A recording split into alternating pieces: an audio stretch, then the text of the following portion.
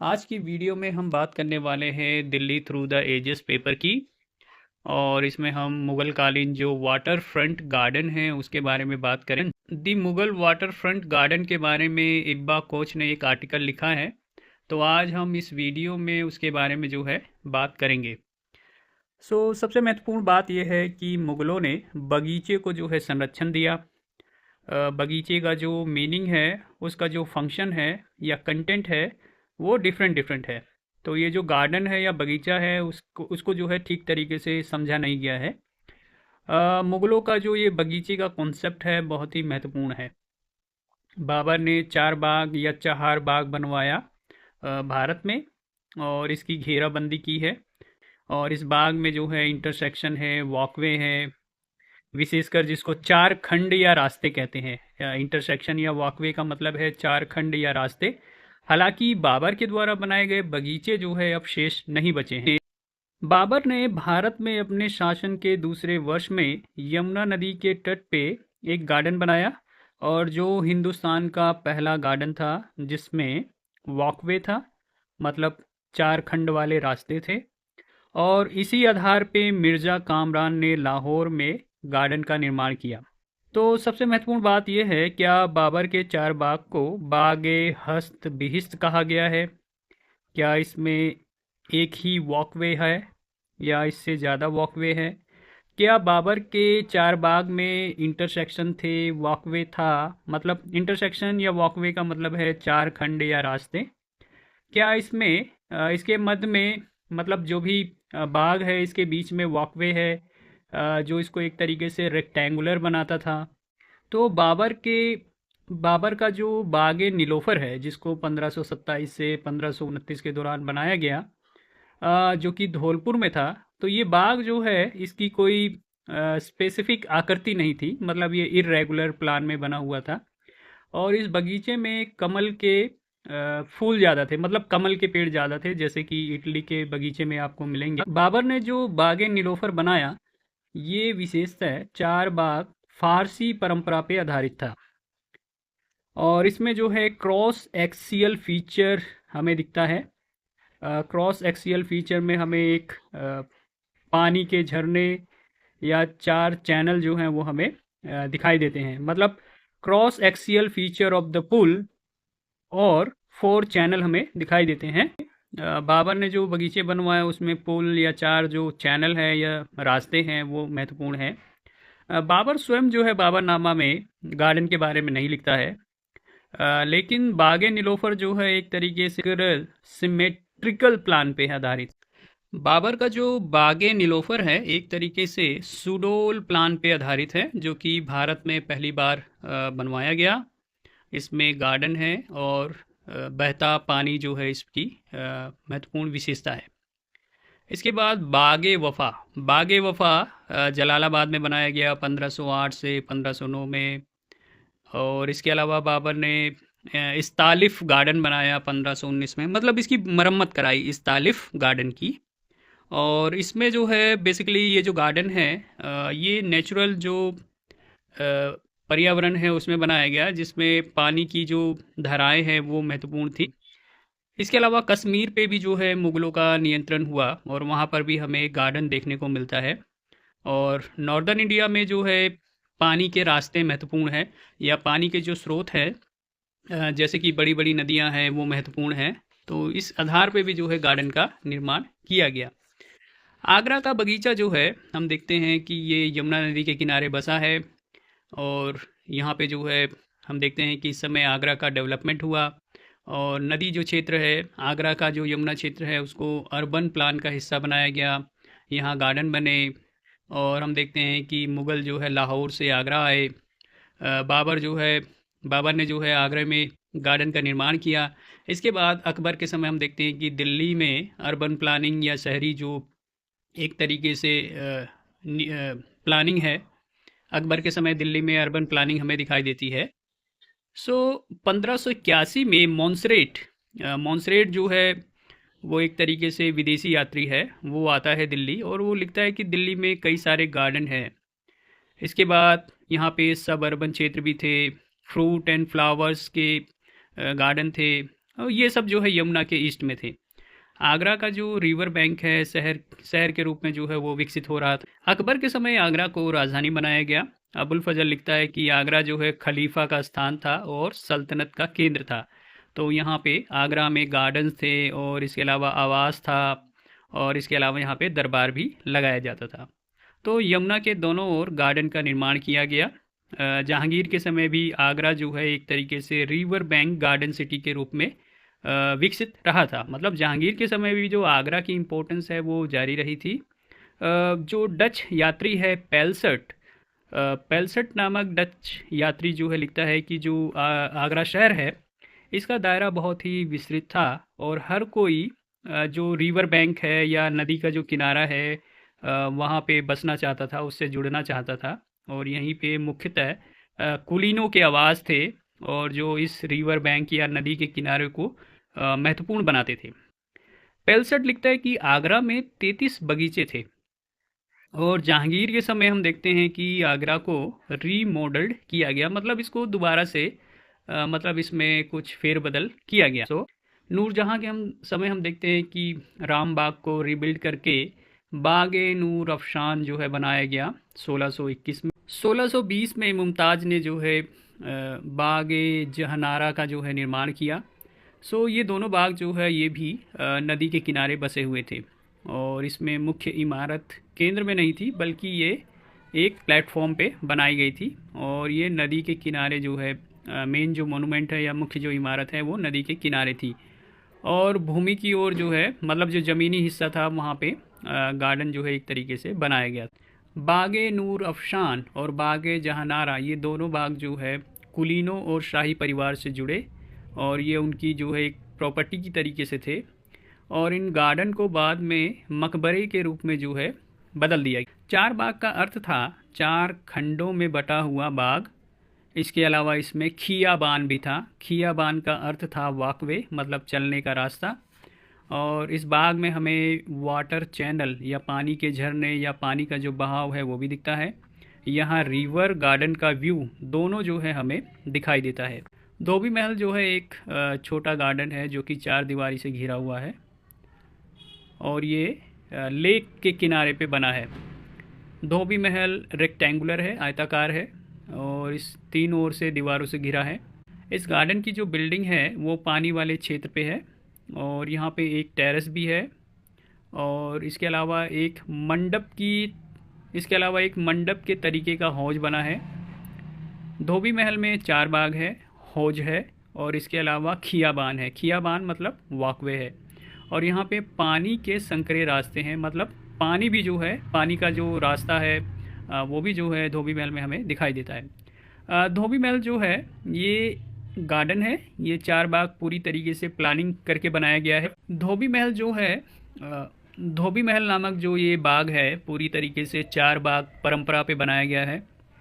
इसका निर्माण पानी वाले क्षेत्र में किया गया है और ये तैमूरी मॉडल पे आधारित है। हेरात जो है अफगानिस्तान में है, यहाँ पर मिराक सैयद गियाक ने एक गार्डन बनवाया। तैमूरी परंपरा को मुग़लों ने भारत में लेकर के आए, मतलब तैमूरी परंपरा के जो गार्डन हैं बगीचे हैं वो मुग़ल अपने साथ लेकर के आए और उसको जो है उन्होंने भारत में भी उसका प्रयोग किया। तैमूरी 4 बाग जो है भारत में आया। जो नदी वाले क्षेत्र हैं वहाँ पे हम देखते हैं कि एक प्लेटफॉर्म है, मतलब एक प्लेटफॉर्म में जो है इमारत बनी हुई है और यहाँ पे हमें रिवर फ्रंट गार्डन हमें मिलता है और वाटर फ्रंट गार्डन भी जो है हमें दिखाई देता है और ये मुग़लों का शहरी बसावटी ढांचा था। इत्मादुद्दौला का मकबरा भी 4 बाग की तरीके से बना हुआ है। इत्मादुद्दौला का मकबरा आगरा में है। मोहम्मद शालिह कम्बो ये शाहजहाँ के समय का इतिहासकार था। इसने यमुना के बगीचों और इमारतों की प्रशंसा में लिखा है और ये लिखता है कि ज़्यादातर इमारतें नदी तट पे हैं और गार्डन में फ्लावर एंड फ्रूट उगे हैं। आगरा के बाग को गार्डन ऑफ पैराडाइज कहा गया है, मतलब स्वर्ग का गार्डन कहा गया है। ये इमारतें बहुत ही स्पेशियस हैं और इसके जो मंडप हैं बहुत ही सुंदर हैं। इसके अलावा जो ऑटोमन साम्राज्य है उसमें भी हमें बगीचे या गार्डन के रेफरेंस मिलते हैं। 17वीं शताब्दी में जो सफ़ाविद हैं उन्होंने भी जो है बगीचा बनाया और ये सफ़ाविदों ने जो है मुग़ल लॉजिक का यूज किया। तो 4 बाग, वॉकवे, कैनाल, ये इन्होंने इन सब की नकल जो है करने की कोशिश की सफ़ाविदों ने। शाहजहाँ के समय हम देखते हैं कि जो सिमेट्रिकल प्लान है उसके आधार पे जो है बाग बनाए गए। आगरा का ताजमहल और किला, इसको जो है रिवर बैंक सिटी की तर्ज पे बनाया गया, मतलब नदी के किनारे पे बसा हुआ जो शहर है उसके आधार पे इसको निर्मित किया गया। आगरा का जो कंस्ट्रक्शन हुआ ये एक तरीके से शहरी प्लानिंग पे आधारित था। इसमें शवाधान गार्डन भी थे, मतलब एक तरीके से हम कहें शवों को दफनाने के बगीचे भी थे। और ये बेसिकली तैमूरी परंपरा से लिया गया एलिमेंट था। ये शवाधान रिवर फ्रंट गार्डन कहे जाते थे। ताजमहल जो है इस्लामी विश्व की एक तरीके से जटिल संरचना के रूप में हमें दिखाई देती है। ये जो गार्डन है बेसिकली जिसमें मृतकों को दफनाया गया है, माना गया है कि ये जो गार्डन जो है स्वर्ग संबंधी गार्डन है। ये गार्डन जो है आयताकार हैं, चतुष्पक्षीय संरचना इसमें हमें दिखती हैं, और यहाँ पे सलीब के आकार की बाजार सड़कें हैं, कारवां हैं, सराय हैं। यहाँ पे 3 इनक्लोज़र हैं, south east and south west, एक ईस्ट में है। ये दीवारें परिसर के अंदर हैं। इसके 4 बाग में पानी के पुल हैं, तो 4 बाग में हमें पानी के रास्ते या पुल हमें दिखाई देते हैं। 4 बाग में खियाबान, जिसको वॉकवे कहते हैं, वो भी दिखाई देते हैं। और जो भी मकबरे हैं वो अष्टकोणीय आधार पे बनाए गए हैं। तो मकबरे जो हैं बेसिकली ये बगीचे के बीच में बने हैं। तो मकबरा का जो निर्माण है या जहाँ पे मृतकों को दफनाया गया है वो बगीचे के बीच में। इरशाद जो ग्रंथ है वो 4 बाग के बारे में हमें ब्यौरा देता है। ये गार्डन के लंबाकार आकार के बारे में बताता है।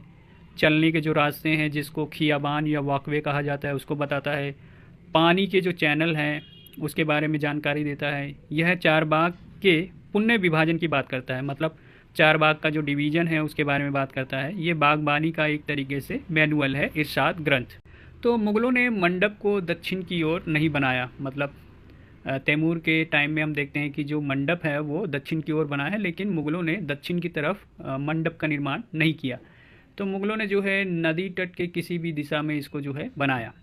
मुग़लों ने स्ट्रिक्ट जो तरकीय योजना है उसको लागू किया, जैसे कि जो सिमेट्रिकल डिज़ाइन है, मतलब जो भी आदर्श एक डिज़ाइन है 4 बाग का उसको लागू। 4 बाग से जुड़ी हुई जो भी तैमूरी संरचना है उसको जो है मुग़लों ने बहुत ही तार्किक तरीके से जो है लागू किया, जैसे कि सिमेट्रिकल डिज़ाइन, अनुशासित जो आइडिया है उसको सभी जो है वो 4 बाग में उसको उन्होंने लागू करने का प्रयास किया। 1526 में बाबर ने पहला बाग आगरा में बनवाया और 11 साल बाद इरशाद नामक ग्रंथ लिखा गया, लेकिन इसमें इंटरसेक्शन वॉकवे नहीं था। ठीक है, तो बाबर ने जो ग्रंथ बनवाया उसमें इंटरसेक्शन वॉकवे नहीं था। बाबर का जो बागे नीलोफर है वो एक मतलब इरेगुलर टाइप का बाग था, मतलब उसकी कोई एक तरीके से व्याख्यित आकृति नहीं। इसके अलावा मुग़लों ने इरशाद नामक ग्रंथ का जो 4 बाग का डिज़ाइन है उसको हूबहू फॉलो नहीं किया।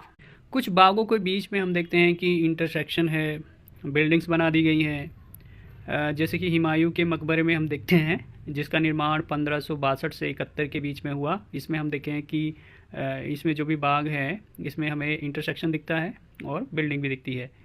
ताजमहल भी केंद्र में है और यहाँ पे कुर्सी युक्त 4 बाग हमें दिखाई देते हैं। ताजमहल जो है एक प्लेटफॉर्म पे बना है और उसके चारों ओर आपको जो है 4 बाग दिखाई देंगे, और ताजमहल जो है यमुना के निकट बनाया गया। और पीटर मुंडी का कहना है अच्छे गार्डन में 4 दीवारी, कोने में 4 मीनारे, गुंबद, गलियारा, लंबा वॉक लाइन, स्क्वायर गार्डन जो है हमें दिखाई देता है। तो पीटर मुंडी जो है 1630 में जहांगीर के टाइम में जो है ये मुग़ल दरबार में आया था और ये जो है अच्छे गार्डन के बारे में लिखता है। लाहौर का किला जो है 1631-32 में बना है। यहाँ पे शाह बुर्ज भी है। लाहौर का किला, यहाँ पर भी हमें 4 बाग और एक पक्का आंगन, कोर्टयार्ड और संकरे जल मार्ग जो है हमें दिखाई देते हैं। तो लाहौर का किला जो है 1631-32 में जो है निर्मित किया गया। तो शाहजहाँ के समय में भी हमें जो इमारतें मिलती हैं उसमें वाटर फ्रंट गार्डन जो है दिखाई देते हैं, मतलब नदी या पानी जो है उसका एक इम्पोर्टेंट फैक्टर जो है हमें शाहजहाँ के समय की इमारतों में दिखाई देता है। जैसे कि शाहजहानाबाद जो है ये भी एक वाटर फ्रंट कंस्ट्रक्शन है और ये 1639 से 1648 के दौरान शाहजहानाबाद, जिसको लाल किला कहते हैं दिल्ली का, वो बनाया गया है। तो इसको दिल्ली के लाल किले के नाम से जाना जाता है। दिल्ली का लाल किले का जो आकार है वो रेक्टेंगुलर है और इसके जो कोने हैं वो बाहर निकले हुए हैं। यहाँ भी कैनाल है, इसके अलावा रिवर फ्रंट है, यमुना के किनारे इसको बनाया गया है। यहाँ इसमें भी जो है आपको गार्डन मिलेंगे से। सो आगरा और लाल किले में क्या चीज़ें कॉमन हैं? यहाँ पे हमें रिवर फ्रंट, गार्डन, आलीशान इमारतें, भव्य मंडप, स्पेशियस पैलेस, मतलब बहुत ही खुले जगह वाले जो है आपको महल मिलेंगे। तो ये सारी चीज़ें रिवर फ्रंट, यानी या तो वो यमुना के किनारे बसे हैं या किसी नदी के किनारे बसे हैं, बगीचे हैं, इसमें आलीशान इमारतें हैं, भव्य मंडप हमें दिखाई देते हैं, स्पेशियस प्लेसेस जो है हमें दिखाई देते हैं। ये सभी आगरा के किले में जो कि यमुना के किनारे बसा है। इसके अलावा दिल्ली का जो लाल किला है जिसको शाहजहानाबाद कहते हैं, वहाँ पे जो है ये सारी चीज़ें दिखाई देती हैं। सो कई कुलीनों ने अपनी हवेली शहर के अंदर बनाई है, मतलब बहुत सारे कुलीनों ने मतलब दोनों ही जगह हम देखते हैं कि जो आगरा है या दिल्ली का लाल किला है, वहाँ के जो कुलीन हैं उन्होंने अपनी हवेली जो है शहर के अंदर बनाई है। सो ये रिवर फ्रंट नहीं थे, मतलब कुलीनों की जो हवेली थी वो रिवर फ्रंट नहीं थे और सम्राट की अनुमति बहुत ही ज़रूरी थी हवेली के निर्माण को लेकर के। सो हमने जो है इब्बा कोच के आर्टिकल के बारे में जो है इस वीडियो में बात करी है। तो मुग़ल काल में जो वाटर फ्रंट गार्डन है उसको जो है हमने समझने का प्रयास किया है कि इसमें जो चार बाग है, वॉकवे है, इसके अलावा जो पानी के जो रास्ते हैं, इमारतें हैं, ये सब को जो है इस वीडियो में जो है समझने का प्रयास किया है। और ये हमने जानने का प्रयास किया कि कैसे भारत में जो है ये परंपराएं जो है एक तरीके से लाई गई और मुग़लों के आने से जो है भारत में गार्डन वगैरह का जो है रेफरेंस हमें दिखाई देता है।